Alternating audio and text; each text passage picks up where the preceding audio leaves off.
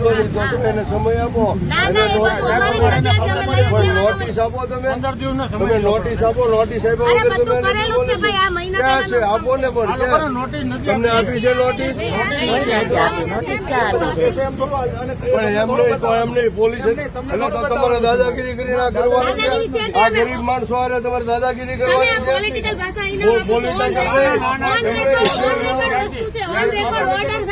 કાયદો છે એની વાત કરું છું.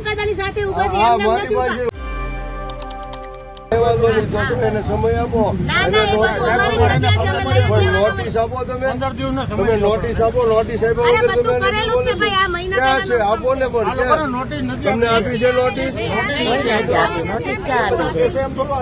પણ એમ નહીં તો એમ નહીં. પોલીસ એટલે તો તમારે દાદાગીરી કરી ના કરવાની છે. આ ગરીબ માણસો હારે તમારે દાદાગીરી કરવાની છે.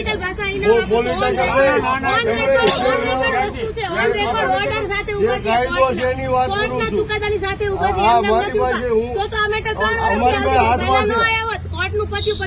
અમારા પાસે હાથમાં છે.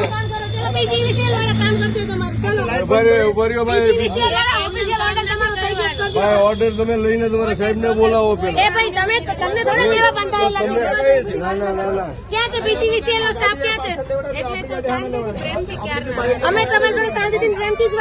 એમ નો હાલે બેન.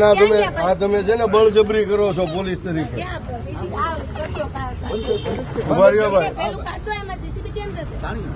ભાઈ તમારા અધિકારીને બોલાવજો. કોઈ વસ્તુ તમે પાડવા માંડો તમારે આ લોકોને આમાં લખેલું છે.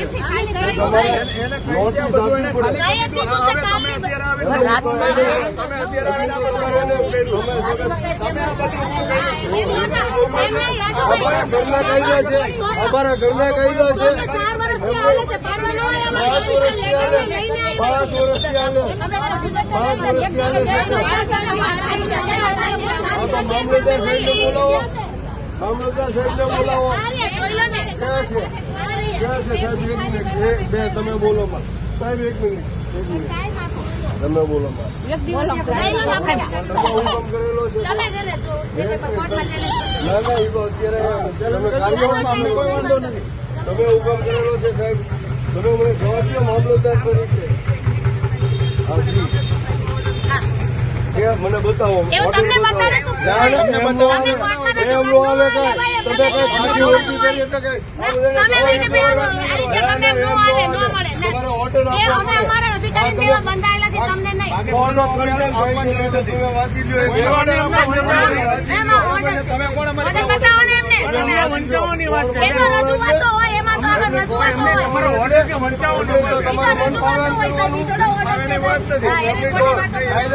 કરો ને. ખાલી કરવા તૈયાર છીએ. અમે ખાલી કરવા તૈયાર છીએ. તમારે ઓર્ડર આપવો પડે. ઓર્ડર આપવો પડે. હું માનું છું ને. રજૂઆત નથી. ઓર્ડર હુકમ કરેલો છે. તમે આ ફાડી નાખોમાં. તમે ફાડી નાખોમાં. તમે ફાઇનલ ઓર્ડર જો પોલીસ તરીકે દાદાગીરી કરી ના કરો માં. સાહેબ તમે જો મામલતદાર છો. આ રજૂઆત દીધી બેન તમે વાંચો. હા તમે વાંચો. રજૂઆત દીધી. નોટિસ નથી આપી. જાણ નથી કરી. આમાં ચોખ્ખું લઈ ગયું છે. ચોખ્ખું એટલું કાર્યવાહી કરતા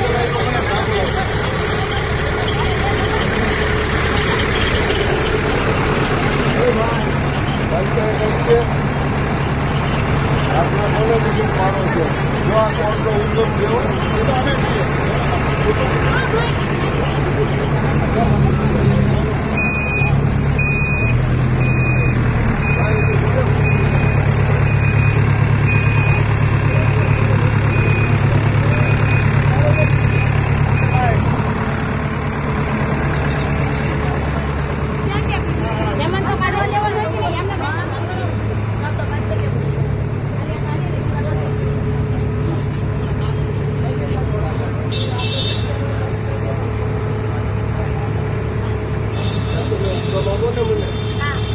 પેલા હુકમ તમે કાર્યવાહી કરો એ પેલા હુકમ આપો. ભાઈ જેસીબી વાળા ભાઈ.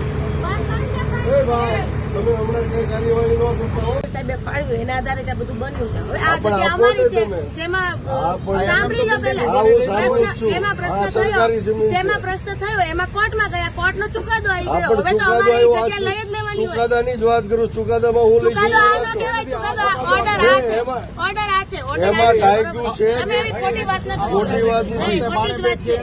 તમે જાણી લો, તમે જાણી લો જાણી પેલા. દીધું છે બધા અમે ના ના એમાં કોઈ પ્રોબ્લેમ ચેલેન્જ આ છે, લીગલી જ છે.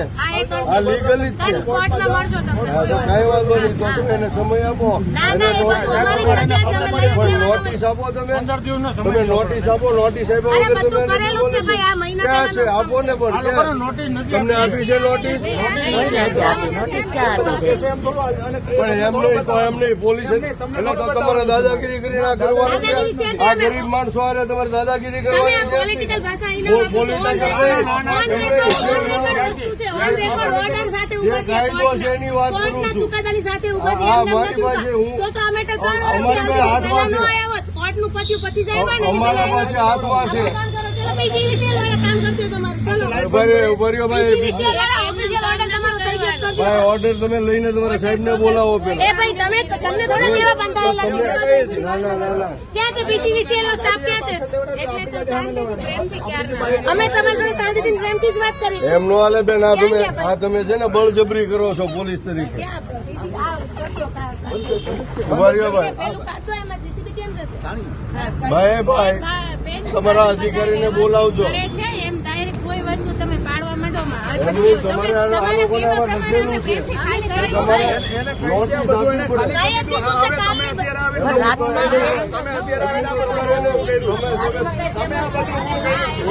અમારા ઘરના કાયદા છે.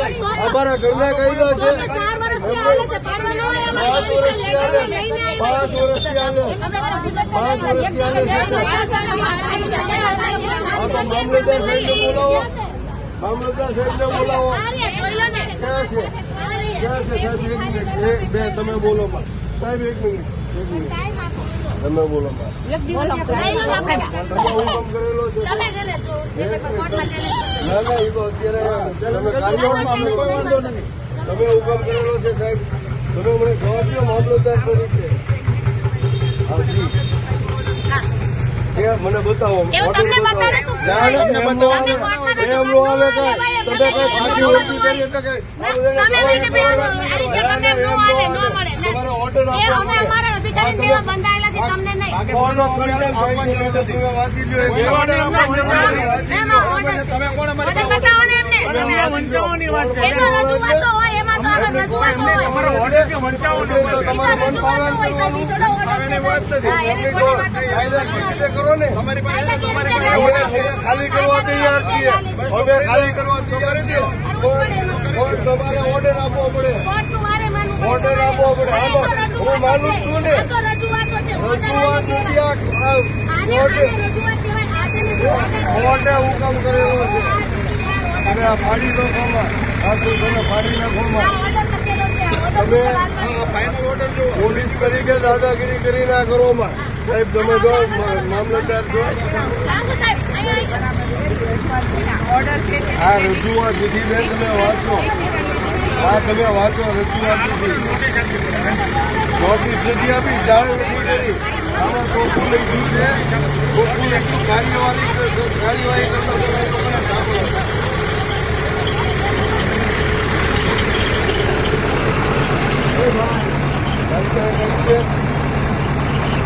આપણે કોને બીજું માનો છે? જો આ કોર્ટનો ઉલ્લંઘન થયો તો અમે છીએ.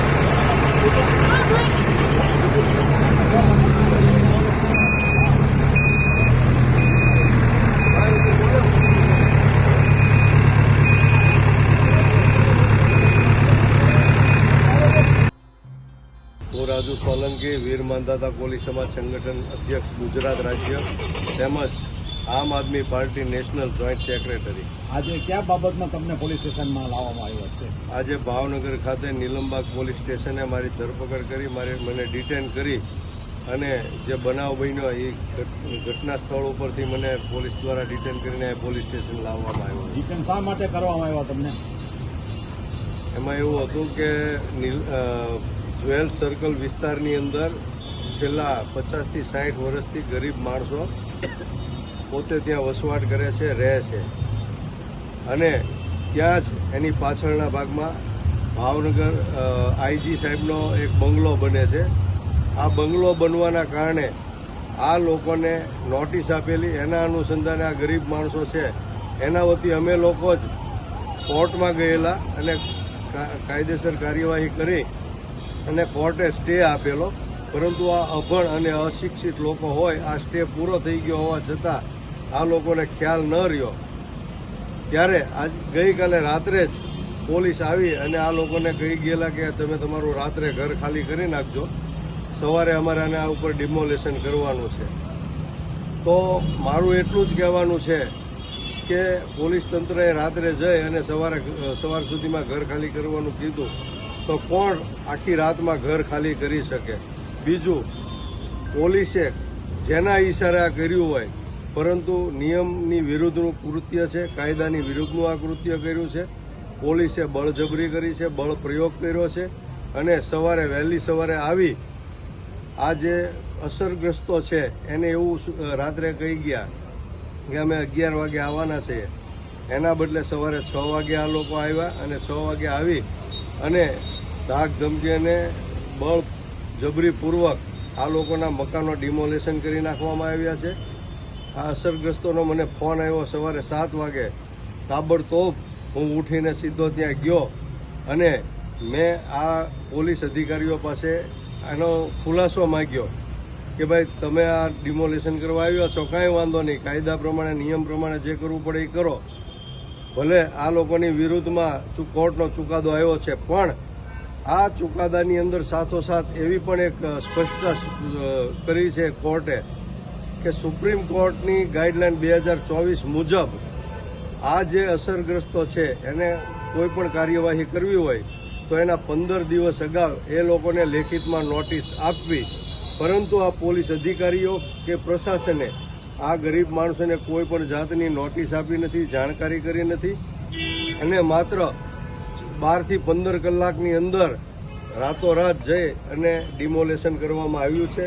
ખરેખર આ એક માનવ અધિકારનો ભંગ છે અને એક કાયદાનો ભંગ છે અને કાયદાની વિરુદ્ધનું કૃત્ય છે. આજે મારે હર્ષ સંઘવી સાહેબને કહેવું છે કે અવારનવાર તે વારંવાર બોલે છે કે કાયદામાં રહેશો તો ફાયદામાં રહેશો, પણ ખરેખર આ જે ઘટના ઘટી છે 10 થી 12 મજૂરી કરતા પરિવારોને જે ઘર વિહોણા કર્યા છે, એના બાળકોને રઝળતા કર્યા છે આવી કડકડતી ઠંડીમાં, તો એની સાથે કાયદાનું ઉલ્લંઘન કરીને હર્ષ સંઘવી સાહેબ જે ગૃહમંત્રી છે ગુજરાત રાજ્યના, એના જ પોલીસ ડિપાર્ટમેન્ટે પોલીસનો બળ પ્રયોગ કરીને એક વર્દીના જોરે આ લોકોને રોડ ઉપર લાવી અને કાયદાનું ઉલ્લંઘન કરીને અમારા પાસે ઓન પેપર જે ચુકાદો કોર્ટે આપેલો છે એની અંદર ઉલ્લેખ છે કે ભાઈ આ લોકોને પોતાની રજૂઆત કરવાનો સમય આપવો, પોતાને કાર્યવાહી કરવાનો સમય આપવો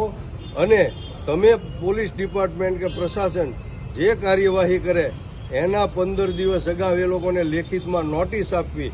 આવો સુપ્રીમ કોર્ટનો આમાં લખાણ છે, એની નોંધ છે, છતાં પણ પોલીસે આનો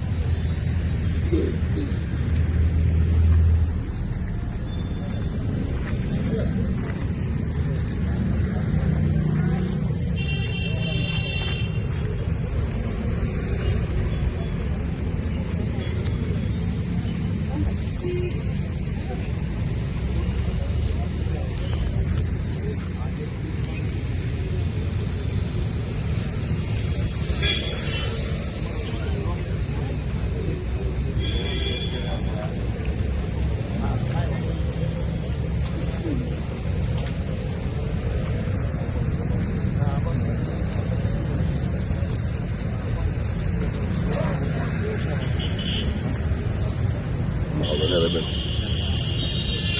તમારે લેવો જોઈએ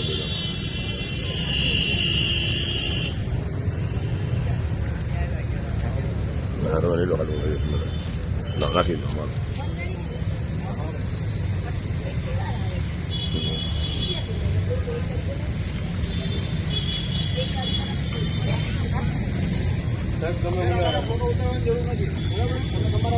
તમે ધમકાવોમાં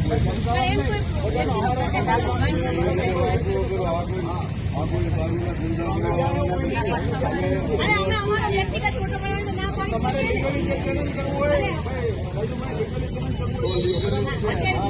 મોટાની વાત લીગલી અરે એ તો બધી રજૂઆતો છે ઓર્ડર લીગલી છે મોટાની વાત મોટાની વાત તમે તમે પોલીસ સ્ટેશન તમારે હું કાયદો હાથમાં લેવાનો કોર્ટ ઓફ કન્ટેમ કરવાનું કોર્ટની ઉગવણા કરવાની આ કોર્ટ આ એ અમને ખબર છે લોકોને દબાવવા માટે તમે આ મિલીભગતનો સવાલ જ નથી સવાલ હિત છે ને એમને આઈટી સાહેબમાં બંગલાનું કામ આવે છે એટલે હું તમારા માણસોને કઈ સમય નહીં આપવામાં લખેલું છે તમે વાંચો ને તમે વાંચી લ્યો મારી વાત આપો હા વાંચી લ્યો આ લખેલું તમે પેલા વાત સાંભળી લો તમે સાંભળી લો હું કહેવા માંગુ છું સાંભળો કોર્ટનો ઓર્ડર છે કે આ લોકો કેસ હાલી ગયા છે પણ ડિમોલેશન કરતા પહેલા તમારે 15 વર્ષનો ટાઈમ આપવાનો એ પણ લખ્યું છે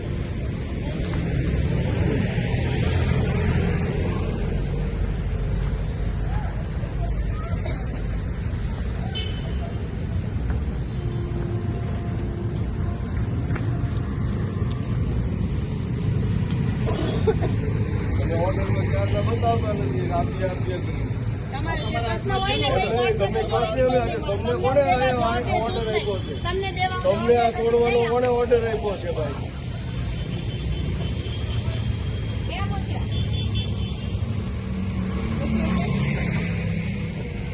ફટાફટ પહોંચો જલ્દી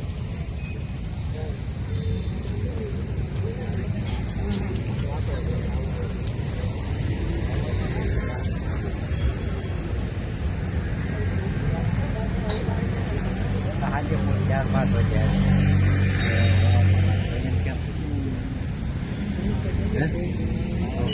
મારું નામ ખુશ્બુબેન નરેશભાઈ મકવાણા છે. છેલ્લા 55 થી 60 વર્ષથી અમારું આ ગરીબ પરિવાર છે. 6 થી 7 પરિવાર અહીંયા વસવાટ કરે છે અને અમુક પરિવારો તો જેમ કે મારી પોતાની જ વાત કરું તો અમે અહીંયા 3 થી 4 પરિવાર છે એ બહેનો વિધવા છે. એમને કોઈ આશરો નથી કે નથી કોઈ કમાવાનું આ સાધન. એ દરેક પરિવાર છે એ મજૂરી વર્ગ છે, મજૂરી કરીને પોતાનું ગુજરાન ચલાવે છે. તો વારંવાર અમારે અત્યારે અમે આદમી વગરના બધા આવી ગયા 6 થી 7 વર્ષથી આ પ્રક્રિયા ચાલુ છે. તો આ જ્યારે પ્રક્રિયા શરૂ થઈ તો સૌથી પહેલા અમે રાજુભાઈ સોલંકીની ઓફિસે દરેક પરિવાર ગયા અને રાજુભાઈને જાણ કરી. રાજુભાઈએ અમને કોર્ટની અંદર દરેક પ્રક્રિયા કરાવી અને દરેક સ્થળે અમારી સાથે સપોર્ટમાં ઊભા છે. રાજુભાઈ સોલંકી દ્વારા અમારે 6 થી 7 વર્ષ આ પ્રક્રિયા શરૂ હતી અને અમને અહીંયા આશરો મળ્યો છે. અને આજે પણ અમને કાલ રાત્રે કહેવામાં આવ્યું તો રાજુભાઈ સોલંકી પાસે ગયા અને રાજુભાઈ સોલંકી અમારા સપોર્ટ માટે હંમેશા ઊભા છે અને મને ખાતરી છે કે હંમેશા ઊભા રહેશે.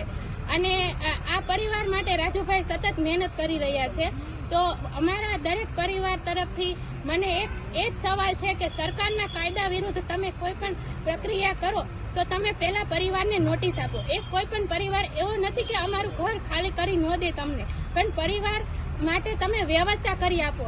તો આવાસની વ્યવસ્થા કરી આપો એ જ સૌથી મોટો મારો પ્રશ્ન છે. કોઈ પણ વ્યક્તિને ઘર વિહોણા ન કરો. તમે કેટલા વિધવા બહેનો અહીંયા રહેતા હતા? અમે અહીંયા 4 વિધવા બહેનો છીએ અને મારા પોતાના 2 બાળકો નાના છે. એવું કોઈને આવકનું સાધન નથી કે જે પોતાની રીતે વ્યવસ્થિત રીતે પરિવાર ચલાવી શકે.